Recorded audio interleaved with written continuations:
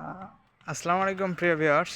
আমরা ঘুরতে ঘুরতে কিন্তু আজ আরেকটি জায়গা এসেছি, যেটি আপনার নন্দনপুর বলা হয়। এখানে এসে দেখতেছি ইটের ভাটা বেশি। এই যে দেখেন, ইটের ভাটা, যদিও এখন কাজ বন্ধ, যেহেতু বর্ষার মৌসুমে আবার ইটের ভাটায় কাজ হয় না।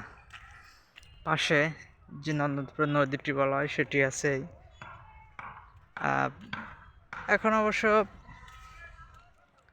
বৃষ্টির মৌসুম, তো এখানে তেমন কোনো লোকজনের চলাচল বা তেমন কিছু হয় না।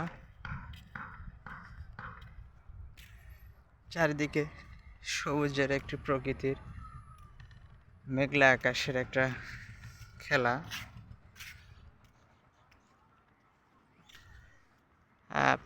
আপনাদেরকে নিয়ে